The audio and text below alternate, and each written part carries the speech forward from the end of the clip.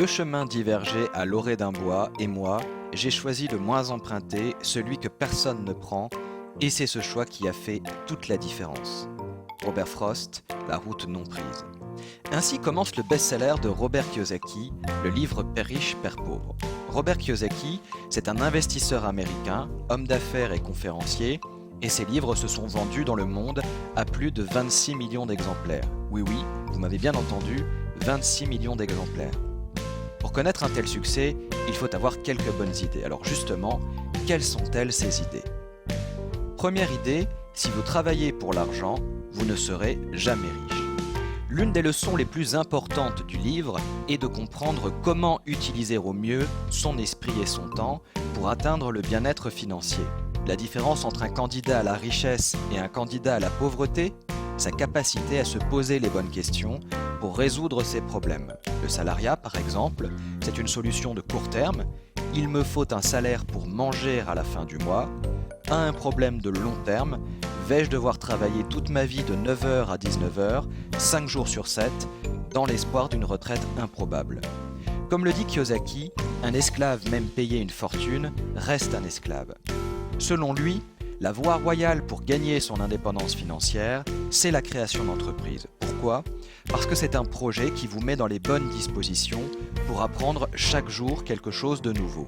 Et même si vous êtes encore salarié, votre véritable motivation au travail, vous la trouvez dans la recherche de l'apprentissage permanent et dans les leçons que vous tirez de vos expériences. Travailler pour l'argent n'a aucun sens. Ce qui importe, ce sont les compétences que vous développez et dont vous vous servez un jour ou l'autre pour vous mettre à votre compte et en tirer ainsi le maximum.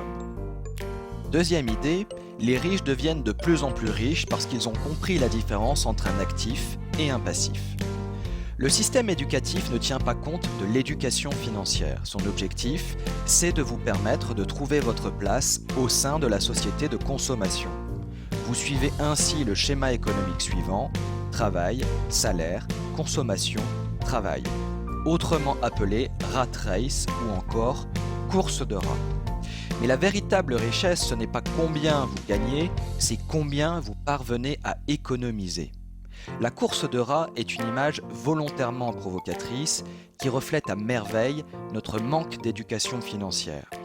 La première étape pour sortir de la course de rats, c'est de comprendre la différence entre un actif et un passif. Un actif, c'est quelque chose qui met de l'argent dans votre poche. Un passif, au contraire, c'est quelque chose qui génère des dépenses et sort de l'argent de votre poche.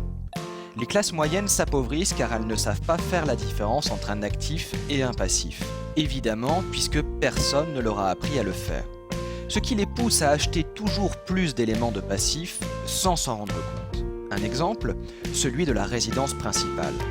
Contrairement à ce que pense la majorité des gens, une résidence principale n'est pas un actif. Pourquoi ? Parce que le flux d'argent que son acquisition génère est négatif. Si vous l'achetez à crédit, l'argent sort de votre poche pour aller dans celle du banquier, merci pour lui. Si vous l'achetez comptant, cela vous coûte un peu moins cher, mais l'argent sort toujours de votre poche pour l'entretien du bien. La clé du succès pour sortir de la rat race, c'est donc de comprendre la différence entre un actif et un passif, d'acheter des actifs générant des revenus réguliers et de maintenir vos dépenses à un niveau acceptable. Troisième idée, création d'entreprise et investissement immobilier, la voie royale pour quitter la rat race. À quoi cela sert-il de vouloir gravir les échelons de l'entreprise quand vous pouvez posséder l'entreprise ? Robert Kiyosaki s'est lui-même enrichi grâce à la création d'entreprises et à l'immobilier. S'il existe d'autres moyens de s'enrichir et de quitter la rat race, la création d'entreprises et l'investissement dans l'immobilier sont effectivement deux voies possibles et très efficaces, à condition d'en maîtriser les règles élémentaires. Kiyosaki a investi beaucoup d'argent dans l'immobilier à une époque où l'immobilier connaissait un début de cycle haussier, ce qui lui a permis, en plus de son aptitude à dénicher de bonnes affaires, de devenir rentier en l'espace de 3 années seulement. Dans ces conditions, il s'est ensuite libéré de la contrainte de son emploi salarié pour se lancer dans les affaires et faire prospérer son propre business. La conclusion principale à tirer de son expérience personnelle est que vous devez le plus tôt possible faire en sorte d'épargner une bonne partie de vos revenus pour ensuite les investir et commencer à générer des revenus passifs. Quatrième idée, différents types d'investisseurs pour différents niveaux de richesse. Pour devenir un investisseur professionnel, vous devez adopter le comportement du chasseur plutôt que celui du fermier.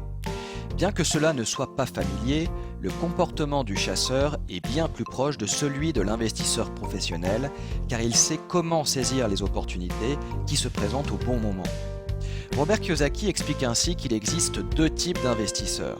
Ceux qui achètent des packages d'investissement, des consommateurs de produits financiers, et ceux qui s'occupent de leurs propres investissements.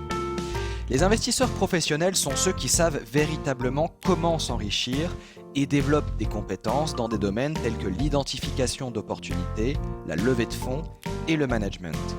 Pour s'enrichir, un investisseur professionnel a appris à déceler la véritable valeur d'une entreprise, sa prise de risque est à la hauteur du rendement espéré et il a développé ses compétences financières et émotionnelles pour agir en connaissance de cause.